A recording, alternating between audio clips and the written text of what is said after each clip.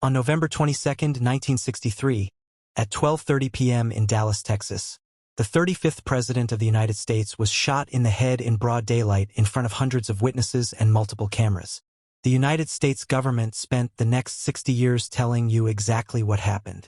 They were lying, not about all of it, but about enough of it that the difference between what they told you and what the classified documents actually say should make you question everything you thought you knew about the country you live in. In 2025, Donald Trump ordered the release of the remaining classified JFK files. Over 1 million pages of documents that had been hidden from the American public for over 6 decades. The researchers who have spent their lives on this question finally had access to everything. What they found was not a conspiracy theory.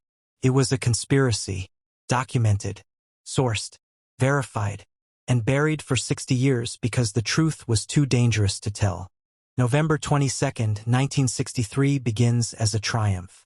President Kennedy has arrived in Dallas for a political trip, a city with a significant anti-Kennedy sentiment, a city where weeks earlier United Nations Ambassador Adlai Stevenson had been physically attacked by protesters.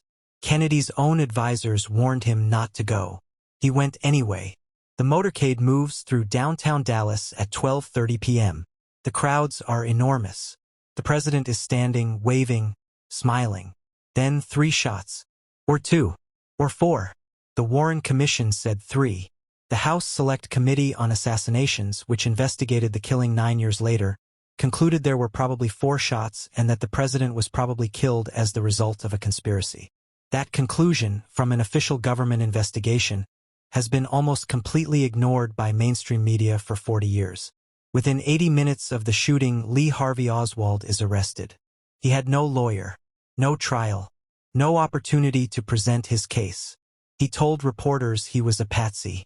2 days later, Jack Ruby, a nightclub owner with documented ties to organized crime, walked into Dallas Police Headquarters and shot Oswald dead in front of 70 police officers, journalists, and live television cameras.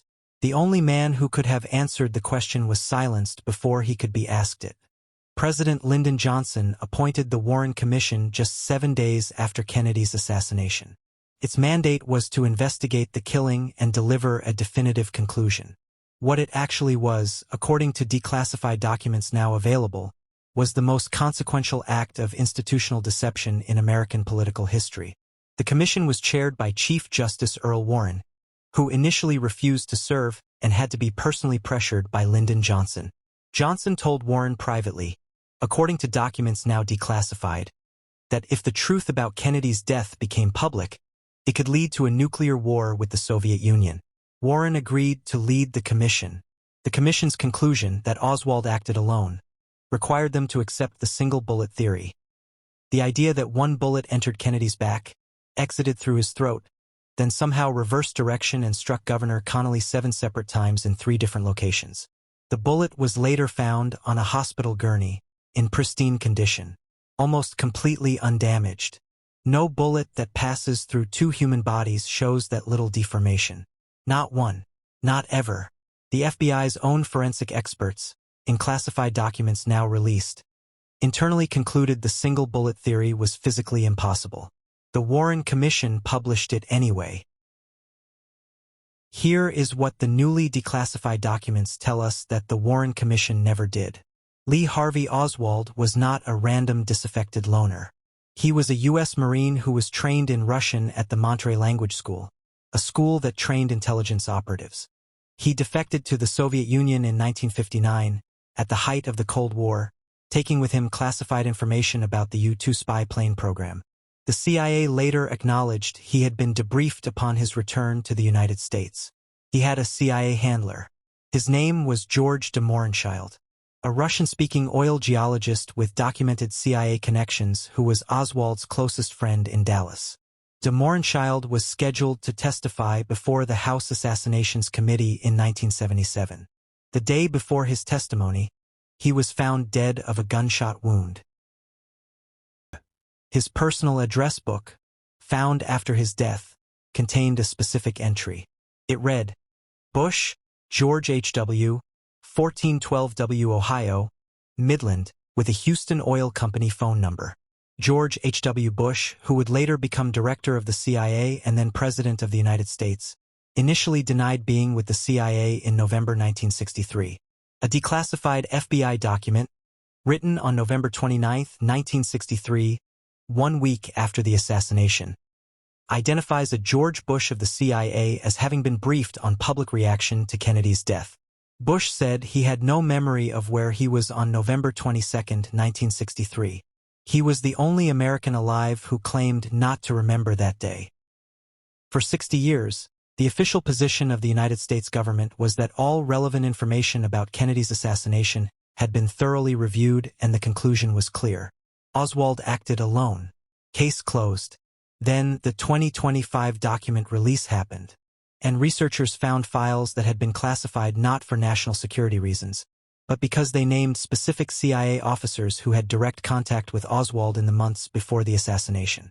Files showing that the CIA's own counterintelligence division, run by James Jesus Angleton, had been actively monitoring Oswald and had withheld that monitoring from the Warren Commission entirely.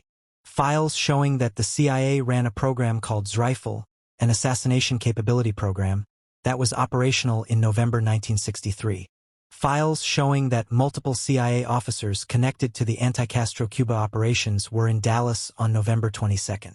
Files showing that Jack Ruby, Oswald's killer, had phone records connecting him to known organized crime figures in the weeks before the assassination. And files showing that the CIA destroyed documents related to Oswald in the days immediately following the assassination, before the Warren Commission had even been formed. Not after. Before. They destroyed evidence before anyone had asked them for it. Here is what we now know from the declassified documents. Not theories. Not speculation. Documents. 1. The CIA had a surveillance file on Oswald for years before the assassination and withheld it from the Warren Commission. 2. The FBI's own forensic experts privately concluded the single bullet theory was physically impossible. 3. The CIA had an active assassination program running in November 1963. 4. CIA officers connected to Cuba operations were in Dallas on November 22. 5. Evidence was destroyed before investigators were even asked for it. 6. The only government investigation that took all evidence into account, the House Select Committee in 1979, concluded Kennedy was probably killed as the result of a conspiracy. 7. That conclusion has been officially ignored for 45 years. The Warren Commission was not an investigation. It was a performance, designed not to find the truth, but to prevent the American public from ever asking for it. And for 60 years, it worked. In November 2025, 62 years after Dallas, the United States government finally released the last batch of classified JFK assassination documents. Among them, files showing CIA officers knew more than they said. Evidence that was destroyed before anyone asked for it. A government conclusion that was fixed before the evidence was reviewed. And still no criminal charges. No prosecutions. No accountability. The same 3 words every single time. Oswald acted alone. The truth doesn't disappear. It echoes. 62 years later, it is still echoing. Subscribe to Truth Echoes. Because this is what we do here. We go where the files lead.